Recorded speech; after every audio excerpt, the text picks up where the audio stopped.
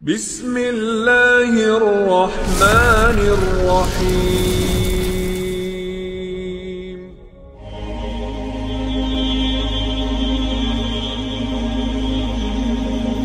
Fenomena fitnah-fitnah di akhir zaman dan bagaimana caranya kita menghindar dari fitnah-fitnah akhir zaman ini. Ma'asyiral muslimin wal muslimat, a'azzani Allah wa iyyakum. Di dalam doa yang selalu diajarkan Nabi sallallahu alaihi wasallam dan diserukan kepada para sahabatnya untuk senantiasa dibaca adalah doa meminta perlindungan kepada Allah dari fitnah, sebagaimana diriwayatkan dalam Sahih Muslim. Nabi SAW kemudian mengajarkan doa, Allahumma inna na'udzubika minal fitani ma dhahara minha wa ma batan. Ya Allah, aku berlindung kepadamu dari berbagai macam fitnah, baik yang tampak ataupun yang tersembunyi. Ketika Nabi SAW berdoa dengan doa ini dan menganjurkan para sahabat dan umatnya untuk berdoa dengan doa ini, yaitu doa perlindungan dari fitnah, menunjukkan bahwa fitnah ini sesuatu yang memiliki dampak buruk, baik dalam kehidupan dunia ataupun akhirat. Tetapi manusia tidak lepas daripada fitnah. Mau menghindar kemanapun, fitnah itu pasti ada di belakangnya. Karena Allah Subhanahu wa ta'ala berfirman dalam surah Al-Ankabut ayat 1-3, Alif Lam Mim, ahasiban nas an yutraku an yaqulu amanna wa hum la yuftanun. Walaqad fatanna alladhina min qablihim fala ya'lamanna Allahu alladhina sadaqu wa la ya'lamanna al-kadhibin. Alif Lam Mim. Apakah manusia mengira mereka akan ditinggalkan begitu saja setelah mereka mengucapkan kami beriman, sementara mereka tidak difitnah, tidak diberikan ujian? Dan sungguh kami telah memberikan ujian, memberikan fitnah terhadap orang-orang sebelum mereka, agar Allah mengetahui siapa di antara mereka yang benar keimanannya dan siapa di antara mereka yang dusta keimanannya. Jadi manusia itu pasti akan dihadapkan dengan fitnah. Nabi SAW mengatakan dalam hadis Muslim, tu'radul fitan 'alal qulubi kal hasiri udan. Fitnah-fitnah akan menempel dalam hati-hati manusia sedikit demi sedikit seperti tenunan helaian tikar. Fa ayyu qalbin ushribaha nukitat fihi nuqtatus saudah. Hati mana saja yang menerima fitnah itu, niscaya akan timbul noda hitam di dalam hatinya.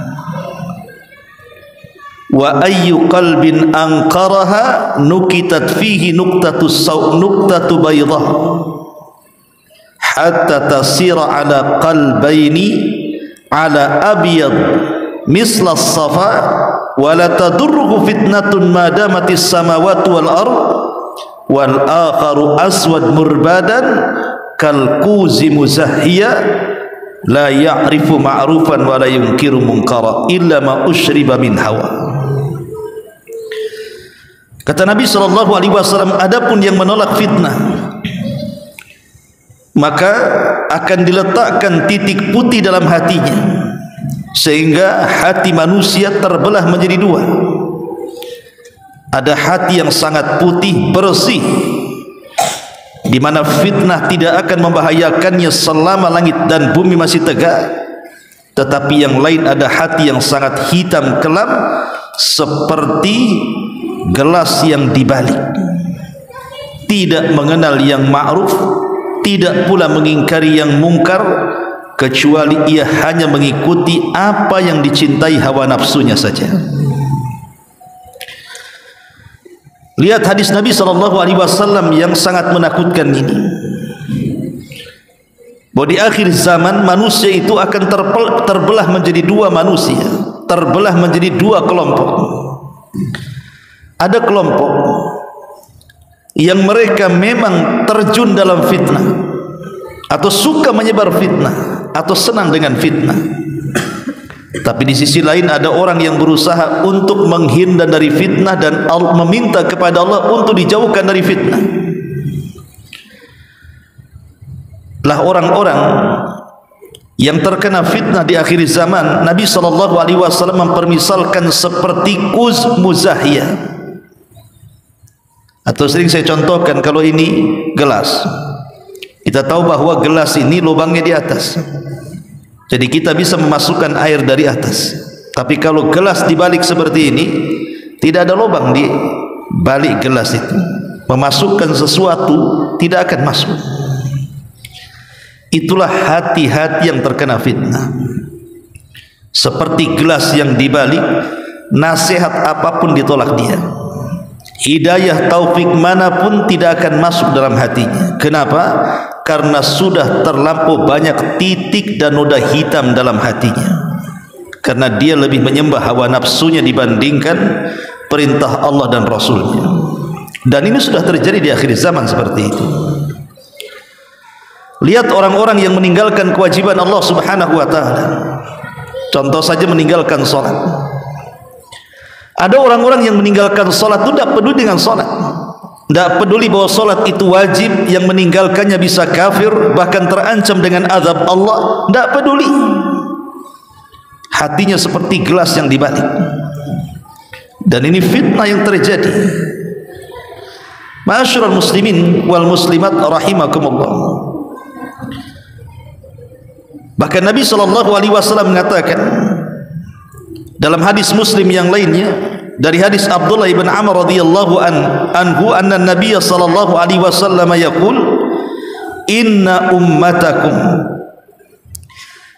ummatakum hadhihi ju'ila afiyatuha fi awwaliha wa yusibu akhiraha bala'un wa umurun tunkirunaha wa taji'u fitanun yurakkiku ba'duha ba'da wa taji'ul fitnatu fayaqulul mu'min hadhihi mahlakati thumma tankashifu thumma taji'ul fitnatu fayaqul hadhihi faman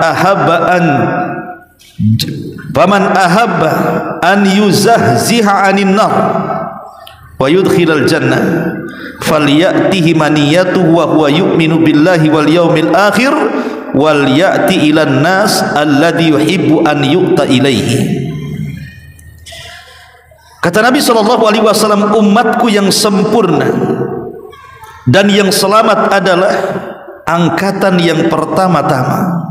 Siapa mereka? Para sahabat, ya. Kemudian sesudah itu akan ditimpa berbagai macam cobaan berupa hal-hal yang tidak disenangi. Artinya setelah generasi terbaik para sahabat ini, maka akan banyak hal-hal yang tidak disukai, artinya akan tersebar fitnah. Seperti timbulnya fitnah di mana-mana, sebagian mereka menghina sebagian yang lainnya. Oleh karena itu timbullah bencana. Orang-orang mukmin berkata, inilah kiranya yang membinasakan diriku. Setelah hilang bencana tersebut, timbul fitnah bencana yang lain. Dan orang mukmin berkata ini dan itu. Siapa yang ingin bebas dari api neraka, ingin masuk ke dalam sorga, hendaklah dia menemui kematiannya dalam keadaan beriman kepada Allah dan hari akhir. Dan hendaklah dia berjasa kepada umat manusia sesuai dengan yang diinginkan oleh masyarakat itu. Inilah gambaran fitnah juga yang digambarkan Nabi SAW, bahwa generasi terbaik mereka lah generasi salaf, dan generasi salaf itu hanya terbatas pada 3 generasi saja. Pertama generasi para sahabat, yang kedua generasi para tabi'in, yang ketiga generasi para tabi'ut tabi'in. Inilah disebut generasi salaf, yang Nabi SAW sabdakan, khairun nasi qarni thumma alladhina yalunahum thumma alladhina yalunahum.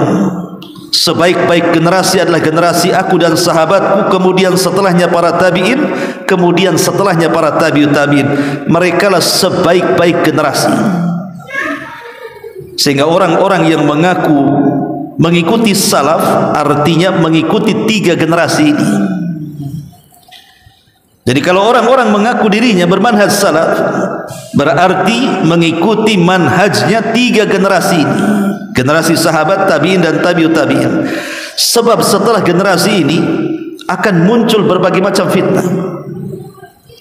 Salah satunya menghina satu dengan yang lainnya, sehingga seorang mukmin ketika dihadirkan fitnah tersebut, dia akan mengatakan inilah hari kebinasaanku, dan begitu seterusnya. Makanya Rasul mengatakan di akhir hadis, maka siapa yang ingin terbebas dari api neraka dan dimasukkan ke dalam sorga, maka hendaklah dia menemui kematiannya dalam keadaan beriman kepada Allah dan hari akhir, dan hendaklah dia berbuat baik dan menyebarkan kebaikan di tengah-tengah manusia.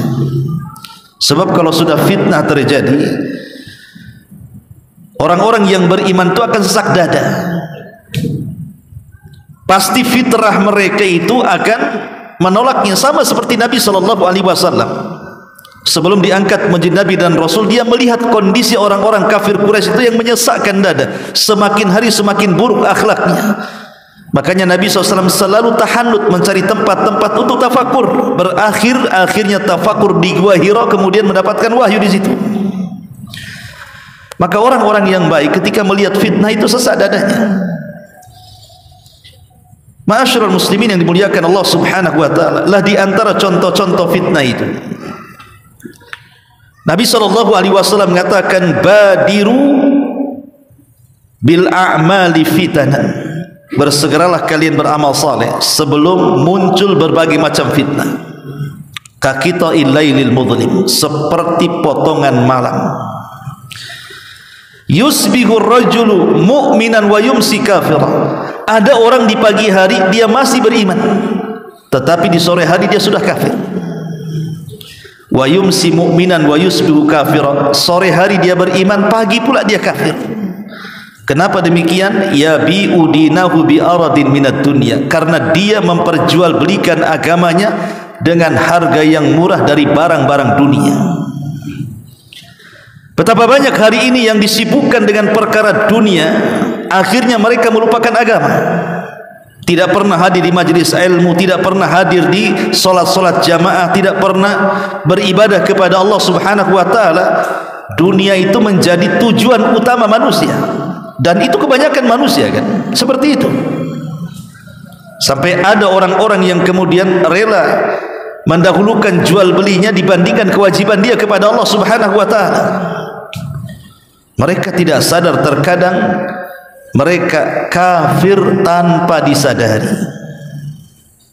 Banyak orang-orang yang murtad, entah masalah ekonomi, entah masalah pernikahan, entah masalah yang lainnya, keyakinan, kesesatan dan begitu seterusnya, akhirnya murtad tanpa sadar. Kemudian Nabi SAW juga mengatakan dalam hadis yang disepakati Bukhari Muslim, kata Rasul, yataqarabuz zaman, zaman itu akan berputar dengan cepat. Kalau dulu satu hari itu rasanya lama sekali, sekarang satu hari itu rasanya pendek sekali. Tahu-tahu zuhur, asar, maghrib, isya, subuh, pagi lagi, zuhur lagi ketemu. Jadi dulu itu waktu itu sangat berkah. Saya contohkan bagaimana Imam Nawawi rahimahullahu ta'ala dalam usia 40 tahun kurang lebih dia meninggal dunia. Yang mengarang kitab Arba'in Nawawi, Riyadhus Shalihin, Syarah Sahih Muslim, itulah Imam Nawawi. Tapi lihat bagaimana Dia mampu mengarang karya yang tidak mungkin dilakukan oleh orang hari ini dengan usia yang seusia Imam Nawawi. Kenapa? Boleh jadi satu hari di zaman Imam Nawawi itu lama sehingga dia bisa mencatat. Tapi di zaman sekarang waktunya cepat. Itulah tanda-tanda akhir zaman namanya. Yataqarabuz zaman. Zaman itu semakin berdekatan. Kemudian juga yataqarabuz zaman wa yaqbidul ilmu, atau wa yuqbadul ilmu, dan ilmu akan dicabut. Bagaimana dicabutnya ilmu? Dengan diwafatkannya para ulama. Dan wafatnya para ulama adalah musibah yang tidak bisa tergantikan. Kalau seorang presiden meninggal, besok wakilnya sudah diangkat. Terkadang wakil lebih hebat dibandingkan presidennya. Kalau ada orang kaya meninggal, besok datang orang kaya yang jauh lebih kaya lagi. Dalam urusan dunia, manusia bisa mewakilkan yang lainnya, tapi dalam urusan keulamaan, jarang sekali kalau ada seorang ulama meninggal, ada penggantinya yang lebih alim daripada sebelumnya. Siapa hari ini yang bisa menggantikan Imam Syafi'i? Tidak ada. Siapa yang bisa menggantikan Imam Ahmad, Imam Malik, Abu Hanifah? Tidak ada. Atau ulama-ulama kontemporer, siapa yang bisa menggantikan Syekh Albani? Tidak ada. Yang menggantikan Syekh bin Baz, Syekh Utsaimin, dan masyayikh yang lainnya. Ini menunjukkan bahwa Rasul mengatakan mautul alim musibatul la tujbar. Kematian orang alim itu musibah yang tidak bisa digantikan. Dan itu bagian daripada fitnah, diangkatnya ilmu. Wa tadhharul fitan, dan muncul berbagai macam fitnah. Nanti kita bahas tersendiri masalah fitnah, apa sumbernya dan bagaimana fenomenanya. Kemudian wayul qasyuh, ditanamkan di dada-dada hati kaum muslimin kekikiran yang luar biasa. Sudah malas zakat, malas sedekah, malas berbuat baik. Wa yakthurul haraj, dan banyaknya haraj. Qalu ya Rasulullah, wa mal haraj? Rasul, apa itu haraj? Kata para sahabat. Maka Rasul mengatakan al haraj al qatlu, pembunuhan demi pembunuhan. Hari ini kita lihat nyawa itu tidak berharga lagi kan? Betapa banyak orang-orang yang dibunuh dengan cara sadis hari ini. Anak sekolah diperkosa kemudian dibunuh, dibuang bangkainya. Anak-anak bayi yang tidak bersalah hasil dari perzinahan karena malu dibuang, disolokan, dikardus di tong sampah, dan begitu seterusnya. Bahkan ada anak yang kurang ajar dengan orang tuanya, meminta sesuatu tidak dikasih, kemudian dibantai. Ada seorang suami cemburu padahal istrinya sudah diceraikan, ketika menikah lagi dibantai pula suami yang barunya. Setiap hari kita disuguhkan dengan pembunuhan demi pembunuhan. Perang antar geng, perang antar geng motor, perang antara ahli waris, macam-macam di dunia ini yang kita tidak pernah terpikir dulu, sekarang terbayang luar biasa karena ada di hadapan mata. Setiap hari itu pembunuhan itu terjadi. Kadang-kadang pembunuhan itu masalahnya masalah sepele. Orang ditagih hutangnya, yang berhutang pula bunuh yang ngasih hutang. Terbalik. Nah ini terjadi, ini namanya haraj namanya. Belum lagi perang saudara satu dengan yang lainnya. Dan itu bagian daripada fitnah yang berlaku di akhir zaman. Kemudian Nabi SAW juga mengatakan, bada'al islamu ghariba wa sayaudu ghariba kama bada'a fatuba lil ghuraba. Islam ini dulu kemunculannya sangat diasingkan manusia, sampai orang-orang Quraisy itu aneh dengan dakwah Rasul dan mengatakan aja'alal alihata ilaha wahid inna hadza la syai'un ujab. Hei Muhammad, agama apa yang kau bawa? Kenapa engkau mengharuskan kami membuang Tuhan yang banyak dan menetapkan Tuhan yang satu? Aneh agamamu ini, dianggap aneh. Dakwah tauhid di zaman Nabi SAW, dan keanehan ini akan muncul di akhir zaman. Wa sayaudu ghariba, akan kembali keanehan ini. Ketika hari ini kita mengingkari kesyirikan, kebid'ahan, kesesatan yang nampak di hadapan mata, ada saja yang membela. Contoh hari ini kan menyebar tuh video-video khurafat yang diceritakan oleh oknum para habaib. Saya katakan oknum karena tidak semua. Ada yang mengatakan bahwa ada seorang habib yang merupakan wali Allah dikubur di sini. Kemudian sebelahnya ada orang fasik dikubur di sebelah habib. Kemudian malaikat mungkar nanya sama orang fasik ini berisik.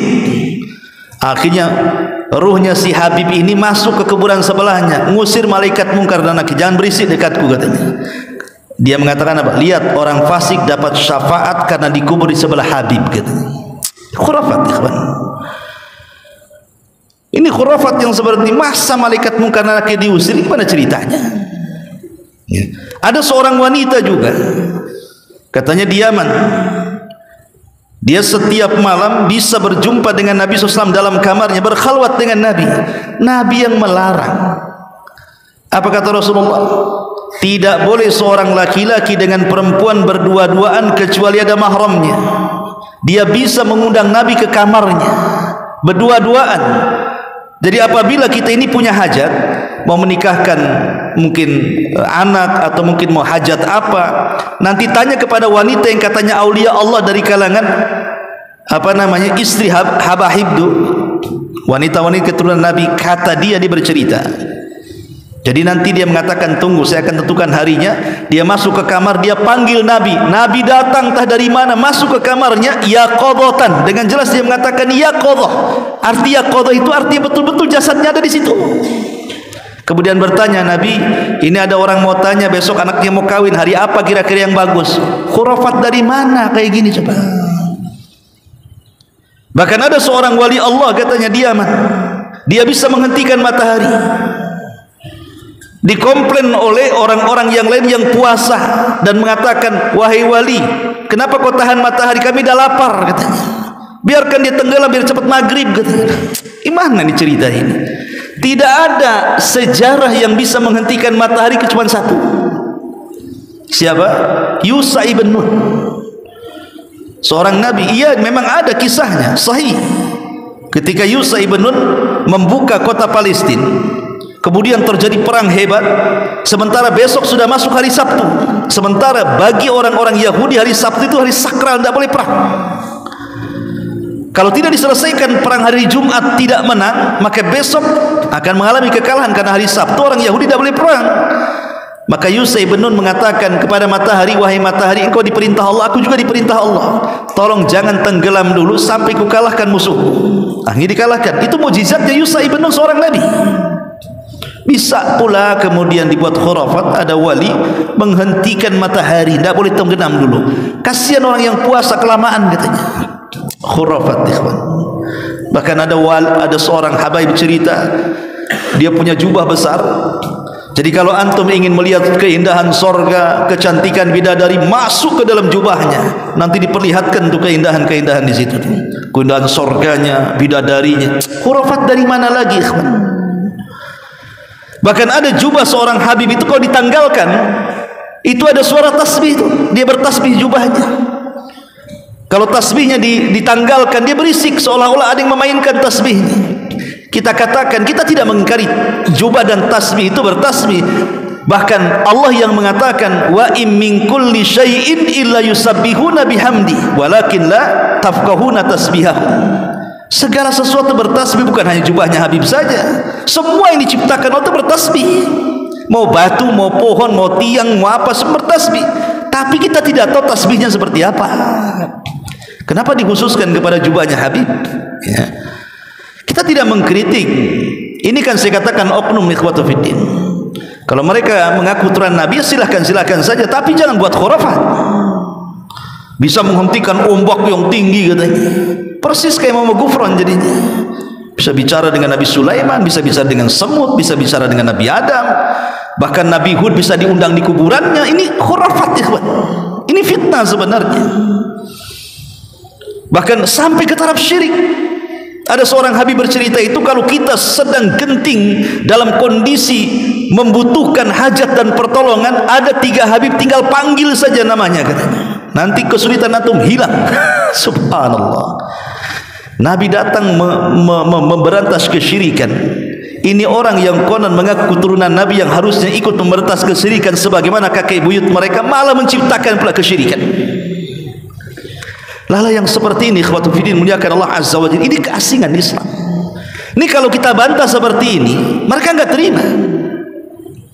Dan mereka mengatakan itu kan karamah. Kita tidak mengingkari karamah. Memang karamah itu ada. Ada keanehan-keanehan yang dimiliki para nabi seperti irhasat dan mukjizat. Ada yang keanehan diberikan kepada para wali disebut karamah atau ma'unah. Ada yang diberikan keanehan kepada tukang-tukang sihir, bomo dan semacamnya seperti sihir dan yang semacamnya. Kita tidak mengingkari keajaiban ini, tapi karamah itu jangan kemudian dibawa kepada khurafat. Kita kenal para wali-wali yang betul-betul mereka wali, dikisahkan bagaimana karamah mereka. Seperti umpamanya di zaman Nabi SAW ada seorang sahabat namanya siapa? Yang mengislamkan Abu Hurairah dari kabilah Daus itu, Tufail ibn Amr ad-Dausi. Tufail ibn Amr ad-Dausi. Dia datang kepada Rasul, ya Rasul, saya sudah mendakwahi kaumku tapi mereka tak mau Islam. Berikan tanda-tanda kebesaran Allah kepadaku agar aku bisa berikan hidayah kepada mereka. Kata Rasul, pergilah, nanti akan sampai tanda-tanda kebesaran Allah kepadamu. Berangkat Tufail pulang ke Daus. Di tengah jalan dia obornya mati. Namanya padang pasir gelap. Tiba-tiba ada cahaya di lengannya. Kemudian dia mengatakan, ya Rabb, sebentar lagi aku akan sampai ke kaumku. Kalau ini cahaya dalam tanganku diketahui kaumku akan menjadi fitnah. Pindahkan ke tempat yang lain. Akhirnya diletakkan di dahi. Cahayanya moncor dari dahi. Maka kata Tufail, ya Allah, jangan kau letakkan cahaya di dahi, tempat lain saja. Akhirnya ditaruh di mulut. Kalau mulut berkilo-kilo tuh kalau ngomong tuh. Dengan sebab itu kaum Daus masuk Islam. Iya, kita tidak mengingkari ada karamah, tapi jangan dibuat khurafat, ya. Jangan dibuat dongeng-dongeng dusta. Bisa membentak malaikat lah dan begitu seterusnya. Ini kan aneh. Bahkan bisa mengundang Jibril lagi. Jibril diundang. Bahkan ada seorang Habib itu bercerita itu setiap hari dia dapat salam dari Nabi. Sahabat Nabi, mereka seperti kelasnya Abu Bakar, Umar, Utsman, Ali. Tidak ada riwayat dapat salam dari Jibril. Hanya orang-orang tertentu, Khadijah, Aisyah, ya dapat salam dari Jibril. Itu hadisnya jelas, ya. Kemudian ada juga yang lebih parah lagi. Tidak mungkin orang itu bermimpi berjumpa dengan Rasul kecuali harus punya kekuatan 40 kuda. Gimana? Dari mana coba riwayatnya? Kalau tidak maka dia akan hancur katanya. Ini khurafat-khurafat yang dibuat-buat, ikhwatul fiddin yang muliakan. Itulah keasingan Islam. Wa sayaudu ghariba kama bada. Belum lagi khurafat-khurafat para dukun yang jelas-jelas, ya kan, yang baru kemarin banyak viral di medsos.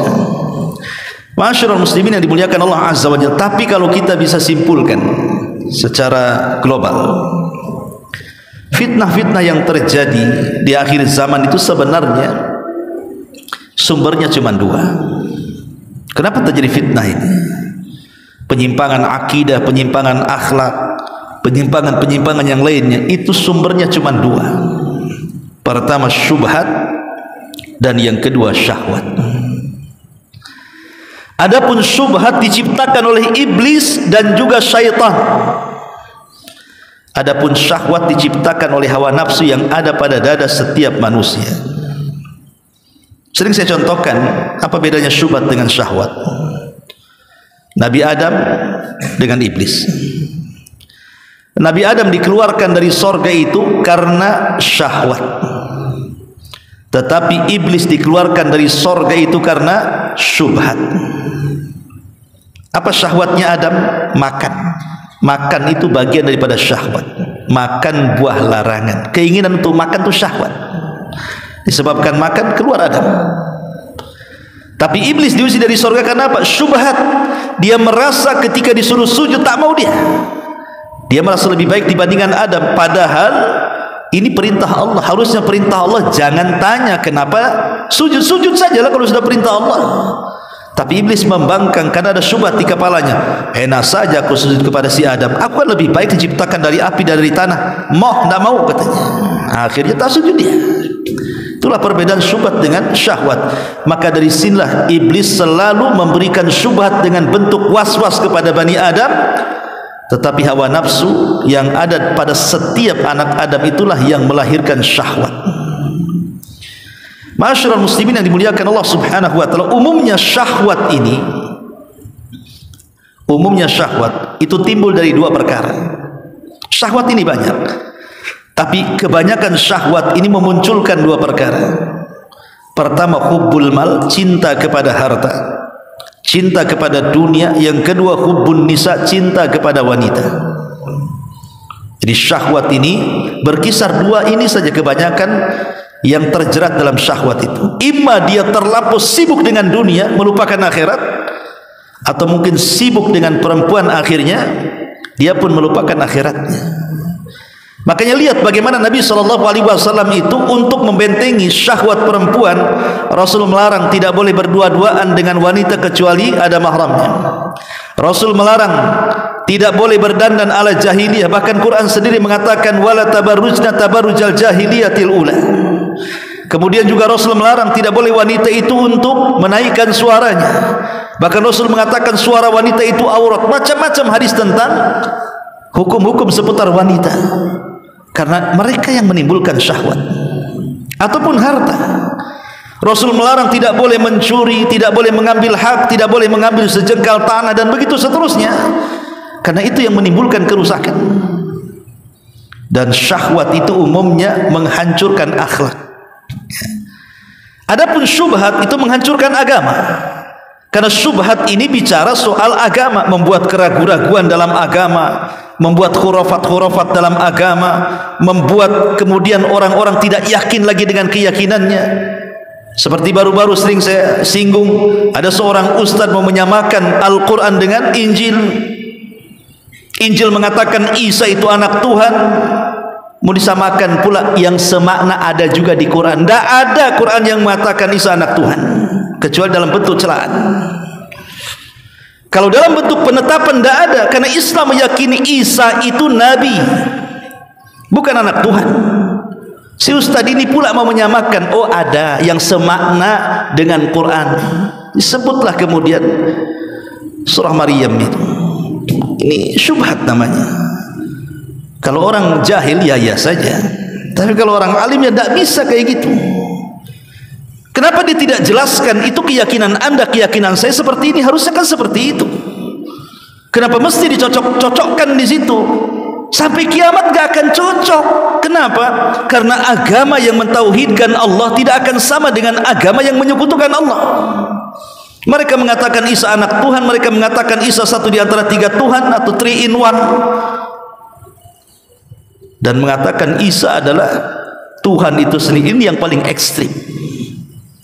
Dalam Islam tidak ada mengatakan Muhammad anak Tuhan, Muhammad satu di antara tiga Tuhan, Muhammad Tuhan, tidak ada. Muhammad Rasulullah, Isa juga Rasulullah, semua para nabi Rasulullah, utusan-utusan Allah Subhanahu wa taala. Lah ini disebut syubhat namanya. Lah fitnah ini sumbernya dua, syubhat dan syahwat. Syubhat menghancurkan agama, syahwat menghancurkan akhlak. Kalau dua perkara sudah hancur, apa yang terjadi? Kerusakan di mana-mana. Ma'asyiral muslimin wal muslimat rahimakumullah. Lalu bagaimana caranya kita menghindar dari fitnah itu? Ada 10 perkara yang disebutkan para ulama. Pertama, muhawalatul al-ibti'adi an mawatinil fitani. Sebisa mungkin jauhi tempat-tempat sumber dari sumber-sumber fitnah. Jangan mendekati sumber fitnah. Pemanya ada orang sesat sedang berceramah, jangan hadir di situ. Nanti terkena syubhat kita di situ. Pemanya ini ada tempat-tempat membangkitkan syahwat di situ. Entah lokalisasi, entah judi, entah apa tempat-tempat membangkitkan syahwat, jangan lewat di situ, apalagi hadir di situ. Jauhi tempat-tempat fitnah. Ada orang yang sedang bergibah, jauhi. Ada yang sedang berngadu domba, jauhi. Pokoknya tempat-tempat yang menimbulkan fitnah, jauhi. Karena Allah Subhanahu wa taala mengatakan dalam surah Al-Anfal 25, wattaqu fitnatan la tusibanna alladhina zalamu minkum khassa. Takutlah kepada fitnah yang kalau Allah timpakan kepada kalian bukan hanya orang zalim yang terkena, orang baik pun kena imbasnya. Lihat kalau azab Allah sudah turun, apakah semua orang zalim yang mati? Tidak. Terkadang rumahnya orang baik juga kena juga, nyawanya orang baik kena juga, padahal yang maksiat bukan dia. Maka jauhi tempat-tempat fitnah.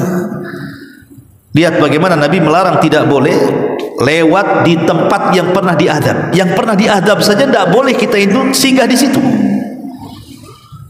Makanya di Saudi itu ada tempat penghancuran Abraha pada kisah Ashabul Fil, itu namanya Wadin Muhassir. Wadin Muhassir itu lembah Muhassir. Biasanya orang yang sedang manasik haji lewat di situ. Oleh Rasul disuruh mempercepat jalannya. Jangan singgah di situ. Karena itu tempat azab masalahnya. Pernah diazab di situ, Abraha pernah dihancurkan. Ini enggak, banyak di antara orang-orang itu justru touring dia ke tempat-tempat yang diazab. Pengen tahu laut mati kayak apa, karena itu tempat dihancurnya kaum Sodom. Datanglah pula ke laut mati situ, berendam pula dengan lumpurnya di situ. Allah wala quwata illa billah. Ya. Ini yang pertama. Yang kedua, al-i'tisam bil kitabi was sunnah. Kalau ingin terhindar dari fitnah, pegang Al-Quran dan Sunnah. Karena hanya dengan itu kita akan selamat. Taraktu fikum amraini lan tadillu ma tamassaktum bihima kitaballahi wa sunnati. Kutinggalkan kepada kalian dua perkara. Kalian tidak mungkin sesat selamanya selama kalian memegang keduanya, Al-Quran dan Sunnah. Pegang Quran dan Sunnah sekuat mungkin. Itulah yang bisa menghindarkan kita dari syubhat dan syahwat. Itulah yang bisa menghindarkan dari segala macam fitnah. Kemudian yang ketiga, an yalzamal muslim halal fitani jama'atal muslimin. Ketika terjadi fitnah, menyatulah dengan jamaah kaum muslimin, artinya dengan pemerintah. Karena ketika terjadi pemberontakan, itu kan bagian dari fitnah juga pemberontakan itu.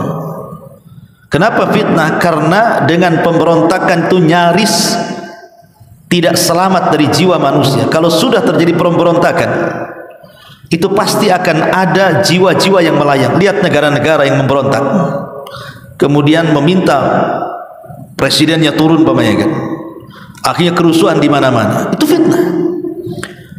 Akhirnya fasilitas-fasilitas negara hancur, jiwa-jiwa melayang, kemudian orang saling serang. Tidak bisa, ikhwan, karena begini logikanya. Jangankan cerita pemberontakan, demonstrasi saja. Pamannya saya ini ketua demo, ketua korlap. Ketika damai-damai saja, saya bisa orasi. Bahkan boleh juga, mungkin saya bisa himbau, ini demo damai, jangan buat kerusuhan. Ya masih dengar. Ketika hari sudah malam terjadi kerusuhan, apa mungkin ketua korlap, jangan bakar sana? Nggak bisa. Siapa yang bisa menghentikan kalau sudah pecah kerusuhan itu? Nggak bisa. Ini baru demo. Gimana pula pemberontakan? Ya. Maka ini bagian dari fitnah, nyawa melayang. Memang mungkin satu sisi itu penguasa zalim harus diturunkan, tapi sisi lain ada madarat yang jauh lebih besar dibandingkan manfaatnya. Lihat Imam Ahmad, kurang apa masanya Imam Ahmad di Baghdad itu? Di masa kekhalifahan Mu'tasim, kemudian Mutawakkil sampai Al-Wathiq itu. Sampai ketika Khalifah Mu'tasim, Imam Ahmad kan dipenjara, dicambuk habis-habisan. Datang muridnya mengatakan, ya Imam, sebaiknya kau nyerah saja. Katakan Al-Quran makhluk, kau akan keluar. Lihat tuh orang-orang tuh di luar tuh sudah memegang pena dan buku, siap menulis bahwa engkau mengatakan Quran makhluk, kau akan bebas. Tapi Imam mengatakan tidak. Apakah harus menyesatkan semua orang sebanyak itu? Kemudian muridnya mengompori Imam, kalau begitu kita berontak ya Imam. Murid engkau ribuan di Baghdad ini, kita bisa gulingkan pemerintah Mu'tasim. Apa kata Imam Ahmad? La ad-dima ud-dima, jangan. Ini tempat darah namanya. Kalau sudah pemberontakan pasti akan darah menyecer di situ. Imam Ahmad melarang. Bahkan dia mengatakan, lau kana li da'watun mustajab la da'autul mu'tasim. Kalau aku punya doa yang diijabah Allah, ku doakan Khalifah Mu'tasim dengan kebaikan itu. Maka dalam tempat-tempat fitnah ini, merapatlah kepada jamaah kaum muslimin, artinya kepada pemerintah. Kemudian yang keempat, ya, as-sabr, bersabar ketika menghadapi fitnah. Nabi SAW mengatakan, inna min waraikum ayyama sabri lil mutamassiki fihinna yawma idzin bima antum alaihi ajru 50 minkum. Qalu ya Nabi Allah, awa minhum? Qala bal minkum. Rawahu Tabrani wa sahahahu Albani fi silsilati sahihah. Kata Rasul, kelak akan datang zamannya di mana kalian akan menghadapi hari-hari kesabaran, di mana orang-orang yang memegang sunnah Nabi SAW pada hari itu seperti memegang bara api. Tetapi siapa yang memegang sunnah, maka dia akan dapat pahala sebanyak 50 para sahabat. Sahabat bertanya, apakah seperti kami? Ya, seperti kalian. Dan kita lihat sabda Nabi SAW ini sudah menjadi sebuah kenyataan. Islam sudah mulai diasingkan, sunnah sudah mulai tidak diacuhkan, bahkan orang yang menghidupkannya diolok-olokkan, dan begitu seterusnya. Makin berat. Bahkan baru sunnah kecil dilakukan saja, mungkin baru antum yang baru hijrah mengangkat kain di atas mata kaki, wah sudah heboh. Ada wanita bercadar di desa, oh sudah diusir. Ini ajaran apa ini? Itu baru segi penampilan, belum lagi meluruskan pemahaman dan keyakinan. Berapa banyak kemudian masjid-masjid di demo, pengajian-pengajian dibubarkan, dan itu terjadi. Bukan isapan jempol, memang itu terjadi. Pengajian di mana-mana dibubarkan, padahal mereka sedang mengajak manusia ke jalan Allah, kepada sunnah Rasulullah. Di sisi lain gereja pula dijaga, di sisi lain pula umat-umat di luar Islam datang dihormati, padahal sesama kaum muslimin harusnya lebih hormat. Okelah kalau memang ada perbedaan, tapi selama rukun Islamnya sama, rukun imannya sama, apa masalahnya? Sementara orang kafir yang sudah jelas-jelas tidak rukun Islamnya sama dengan kita, rukun imannya berbeda dengan kita, kenapa lebih dimuliakan? Dengan alasan toleransi. Harusnya itu diberikan kepada kaum muslimin. Ma'asyiral muslimin yang dimuliakan Allah Subhanahu wa taala, maka ini sudah terjadi hari-hari kesabaran ini. Ya. Ma'asyiral muslimin, kemudian yang kelima, ar-ruju' ilal ulama'ir rabbaniyin as-sadiqin ahlu al-basirati wan nazar fi maqasidis syariati wa ma'alatil umuri. Di zaman fitnah itu antum harus mendekat kepada para ulama, kepada tokoh-tokoh agama yang rabbani, betul-betul mengajarkan ajaran Rabb Allah Subhanahu wa taala, yang menyampaikan sunnah Nabi SAW, merapat kepada mereka. Karena Allah yang mengatakan dalam surah An-Nisa 83, wa idza ja'ahum amrun minal amni awil khaufi ada'u bih walau radduhu ila rasul wa ila ulil amri minhum la'alimahu alladhina yastanbituna minhum walaula fadlullahi alaikum wa rahmatuhu lattaba'tumus syaitana illa qalila. Apabila datang kepada mereka satu berita tentang keamanan ataupun kemenangan ataupun ketakutan ataupun kekalahan, mereka menyebarluaskannya. Padahal seandainya mereka menyerahkan kepada Rasul dan ulil amri, pemegang kekuasaan di antara mereka, itulah orang-orang yang ingin mengetahui kebenaran akan dapat mengetahui secara resmi dari mereka, Rasul ataupun ulil amri, tentang beritanya. Sekiranya bukan karena karunia dan rahmat Allah kepadamu, tentulah engkau mengikuti setan kecuali sebagian kecil dari mereka. Begini di masyarakat kita ini, kadang-kadang ada berita langsung heboh. Jadi ada satu berita itu langsung heboh, seperti dulu umpamanya ketika Covid, ya, ketika kemunculan bintang Suraya, maka akan menghilangkan Covid. Dengan bintangnya muncul bintang Suraya akan menghilangkan Covid. Padahal riwayat itu bercerita tentang hama yang ada di kota Madinah, tapi kemudian hadis itu dibawa kepada wabah Covid di negeri kita ini. Wah, digembar-gemborkan hadis itu. Akhirnya masyarakat heboh kan zaman itu.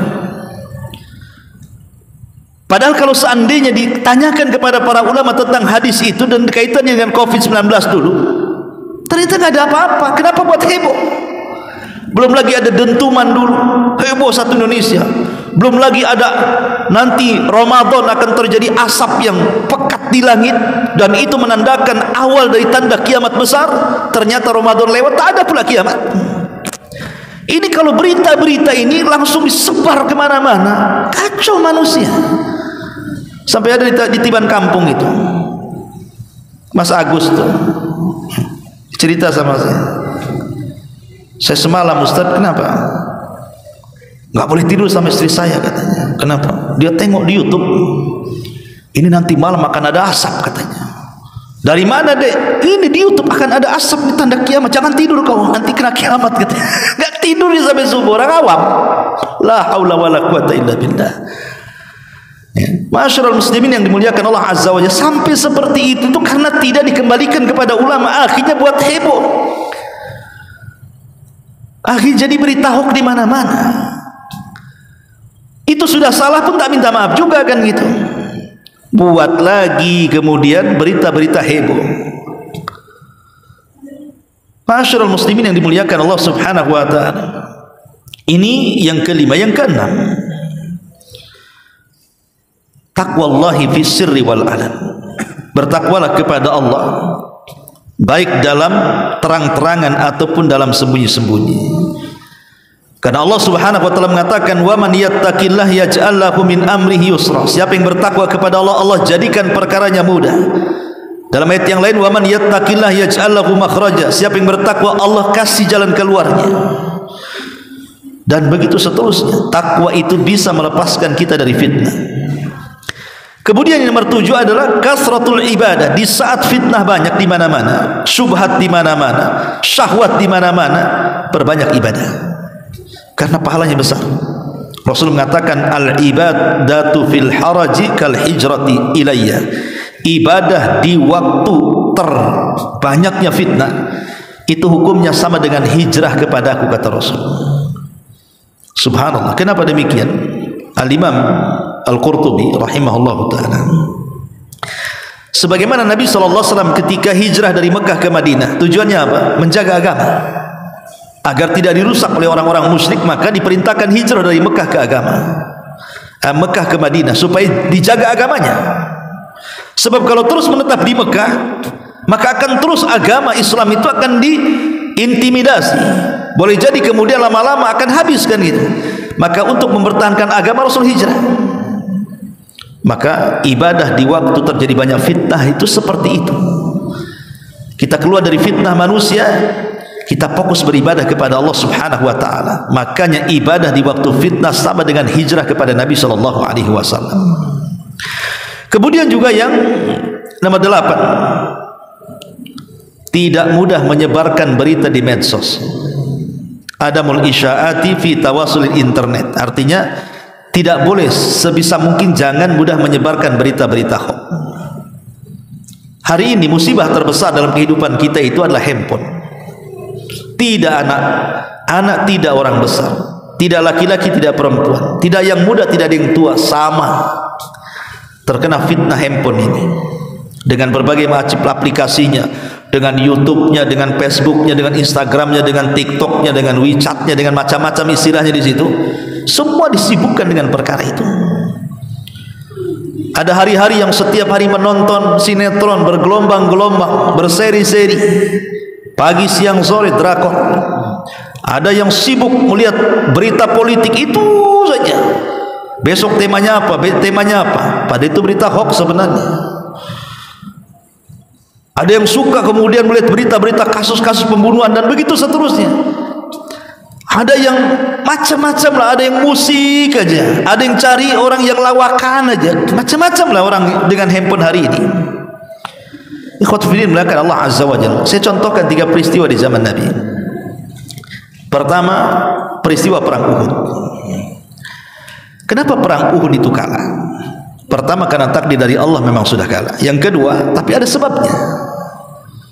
Salah satu sebab kekalahan perang Uhud selain daripada para pemanah yang turun ke bawah, karena disebarnya isu terbunuhnya Nabi SAW. Padahal yang terbunuh itu Mus'ab ibn Umar, karena kalau Mus'ab bin Umar dengan Rasul itu menggunakan baju besi itu perawakannya hampir mirip, sehingga ketika Mus'ab bin Umar terbunuh di perang Uhud disangkanya Nabi yang meninggal, disebarlah isu terbunuhnya Nabi sehingga melemahkan para sahabat. Akhirnya sahabat korat-karit, kocar-kacir, tunggang langgang, terjadi kekalahan akibat menyebarkan berita hoax, terjadi kekalahan perang. Satu. Yang kedua, ketika para sahabat hijrah pertama kali ke Ethiopia, Raja Najasyi atau Ashama ibn Abjur hijrah beberapa orang, tidak banyak, ke Ethiopia.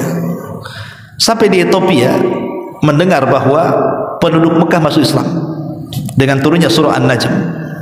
Ketika mereka sujud, rupanya tidak benar, mereka pulang. Sudah senang nih orang-orang yang hijrah di Habasyah ini, pulang ke Mekah, rupanya berita hoax. Akhirnya mereka dapat siksaan lagi.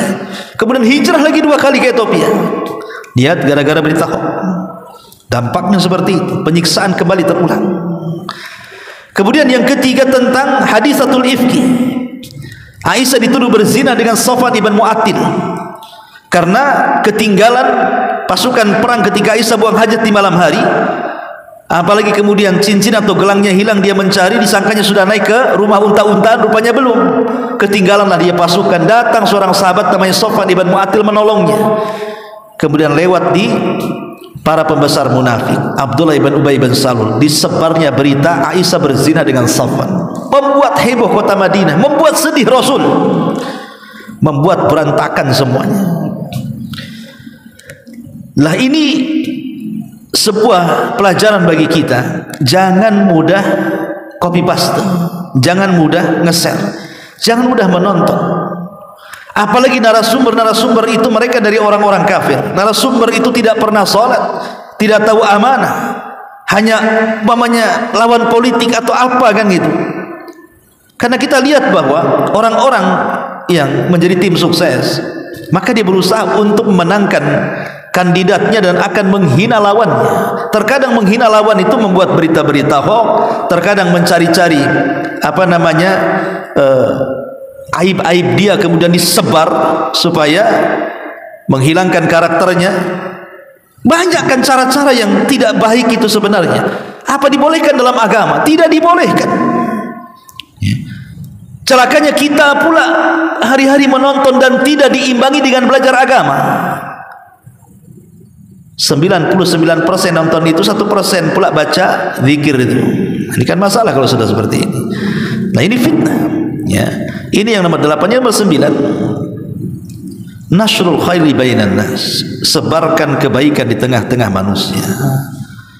Sebagaimana tadi hadis Rasul mengatakan, faman ahabba an yuzahziha 'anil nar wa yudkhilal jannah falta'tihi maniyatuhu wa huwa yu'minu billahi wal yawmil akhir wal ya'ti ilan nas alladhi yuhibbu an yu'ta ilaihi. Barang siapa yang mencintai dijauhkan dari neraka dan dimasukkan ke dalam surga, maka berangan-anganlah kematiannya dalam keadaan dia beriman kepada Allah dan hari akhir, dan datanglah dia kepada manusia sesuai dengan yang manusia cintai. Artinya sebar kebaikan di tengah-tengah mereka. Di tengah fitnah itu sebarkan kebaikan. Ketika manusia mengeser berita-berita hoax, antum sebarkan agama di situ. Ketika manusia main TikTok dengan aurat-auratnya, dengan joget-jogetnya, dengan nyanyian-nyanyiannya, antum sebarkan hadis Nabi di tengah-tengah mereka. Ketika manusia menyebarkan syahwat, antum sebarkan agama. Masalahnya subscribe-nya gak naik-naik Ustaz. Itu orang mancing bisa 1 juta subscribe-nya Ustaz. Jangan, yang nilai itu bukan subscriber. Yang nilai pahala itu bukan mereka, Allah Subhanahu wa ta'ala. Mau 1, mau 2, mau 3 penonton dah masalah. Itu jadi amal jariah kita setelah kematian kita. Dan ketika beramal itu jangan terlampau mengharap ucapan syukran jazakallah khairan atau doa orang-orang yang kita berbuat baik kepadanya. Aisyah radhiyallahu anha itu kalau dia sedekah, dia tidak mau mendengar ucapan syukran dari orang yang disedekahinya itu. Jadi kalau sedekah kasih langsung tutup pintu. Itu Aisyah radhiyallahu anha. Dia tidak mau mempengaruhi hatinya. Kalau sekarang ditunggu tuh, berterima kasih enggak dia? Awas kalau enggak katanya. Kemarin 1 juta saya kasih 10.000 dia kalau enggak mendoakan saya. Anda bersedekah karena apa kan begitu? Aisyah radhiyallahu tidak mau dia mendengar kalimat syukran jazakillah khairan itu. Sedekah tutup pintu. Itulah hati-hati orang-orang mulia kan, betul-betul ikhlas karena Allah Subhanahu wa taala. Makanya kenapa orang riya itu bukan hanya tersiksa di akhirat, di dunia saja sudah tersiksa. Ketika pujian manusia kepadanya pendek dan tidak panjang, disitulah terjadi penyesalan. Kenapa kalau pujiannya pendek saya harus nyumbang banyak-banyak katanya. Sikit aja lah, sebagaimana pujiannya sikitnya saya kasih sikit katanya. Itulah tersiksanya orang riya ya kawan. Ma'asyiral muslimin yang dimuliakan Allah Azza wa Jalla. Kemudian yang terakhir, tahsilul mal al halal wa tajannub al jasha. Carilah harta yang baik, harta yang halal. Karena sumber fitnah itu salah satunya harta. Nabi SAW mengatakan, innallaha tayyibun la yaqbalu illa tayyiba. Wa innallaha amara al-mu'minina bima amara bihil mursalin. Faqala Allah azza wa jal, ya ayyuhar rusul kulu min tayyibati wa'malu salihan. Wa qala Allah azza wa jal, ya ayyuhalladzina amanu kulu min tayyibati ma razaqnakum. Thumma dzakara ar-rajula ath'asha aghbar yamuddu yadayhi ila as-sama faqala ya rabbi wa mat'amuhu haramun wa malbasuhu haramun wa mat'amuhu haramun wa mashrabuhu haramun wa malbasuhu haramun wa ghudiya bil haram fa anna yustajabu lah. Dalam hadis Muslim dari Abu Hurairah radhiyallahu anhu, Rasul mengatakan, Allah itu maha baik, tidak menerima kecuali yang baik-baik, dan Allah telah memerintahkan orang-orang yang beriman persis seperti perintah kepada para rasul. Allah berfirman, wahai Rasul, makanlah dari yang baik-baik, beramallah dengan amal soleh. Dan Allah juga berfirman, wahai para orang-orang yang beriman, makanlah dari yang baik-baik yang kami rizkikan kepada kalian. Kemudian Rasul menceritakan seorang laki-laki yang datang dari safar. Rambutnya penuh dengan debu, kemudian acak-acakan pakaiannya, kemudian dengan lusuhnya dia menengadahkan tangan ke langit dan mengatakan, ya Rabb, ya Rabb. Tapi Rasul mengatakan, macam mana doanya akan dikabulkan? Padahal makanannya, minumannya, pakaiannya, dan daging yang ada pada badannya semua hasilnya dari yang haram. Ulama mengatakan ada 2 faedah dari hadis ini yang sangat bagus. Pertama, bahwa faedah makan dari makan yang halal itu adalah mustajab doa. Kalau doa kita ingin dikabulkan, maka makanlah dari yang halal. Rasul mengatakan kepada Sa'ad bin Abi Waqqas, ya Sa'ad, atib mat'amaka takun mustajabatan di doa. Wahai Sa'ad, makan dari yang baik-baik, engkau akan menjadi manusia yang paling mustajab doanya. Subhanallah.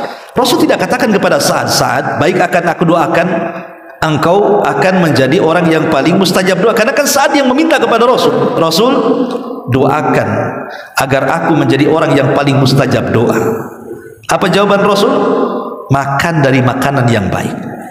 Rasul tidak mengatakan, oke, kalau begitu saya akan doakan, mudah-mudahan kau dijabah doa. Kenapa? Rasul tidak mau mengkhususkan kepada Sa'ad saja. Siapapun bisa menjadi mustajab doa, syaratnya makan dari yang baik. Itu yang pertama. Yang kedua, kalau kita punya keturunan, nanti ini yang muda-muda yang nanti akan menikah dan punya anak, yang sudah orang tua, ya pastilah sudah punya keturunan, pasti menginginkan keturunannya itu menjadi orang sukses, pasti itu. Kalau baik, kalau bisa anak saya lebih hebat daripada bapaknya, kalau bisa anak saya menjadi anak yang bermanfaat dunia dan akhiratnya, menjadi manfaat bagi bangsa, negara dan republik, dan begitu seterusnya. Ingin jadi ini, jadi itu cita-cita orang tua kepada anak. Tapi tahu enggak rahasia cita-cita anak itu menjadi sukses sesuai keinginan orang tuanya? Itu terletak pada orang tua ngasih makan sama anaknya. Contoh, dahulu ada seorang abid ahli ibadah, orang soleh namanya Al-Mubarak. Mubarak ini orang soleh, dulunya budak dimerdekakan, tapi dia ahli ibadah. Al-Mubarak ini bekerja di kebun delima.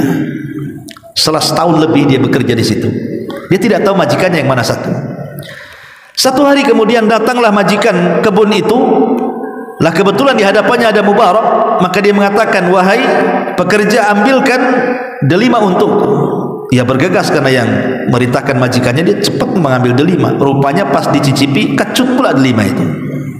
Kata majikannya, ambil yang lain. Kecut lagi, ambil yang lain. Kecut lagi, marah majikannya. Hei pekerja, apa engkau baru sebentar bekerja di sini? Kata Mubarak, sudah lama wahai Tuan. Kenapa kau tidak bisa membedakan mana delima yang kecut, mana delima yang manis? Kata Mubarak, wahai Tuan, macam mana aku bisa membedakan delima manis, delima kecut? Selama setahun lebih aku bekerja di kebunmu, aku hanya diperintah menjaga kebun, bukan memakan buah kebun. Aku tidak pernah memakan baik yang ditangkai ataupun yang jatuh. Aku berusaha tidak memakannya karena tidak ada perintah. Yang ada perintah jaga kebun, itu yang kulaksanakan. Kalau sekarang kan enggak. Penjaga kebun yang pertama kali mencicipi sebelum pemilik kebun. Yang lebih parah, penjaga kebun panen, dia yang jual panennya, yang pemilik kebun bingung mana buahnya katanya. Ini yang parah lagi, ya. Ini yang kurang ajar penjaga kebun kayak gini nih. Jadi tajublah tuannya. Ada orang yang amanah, yang jujur.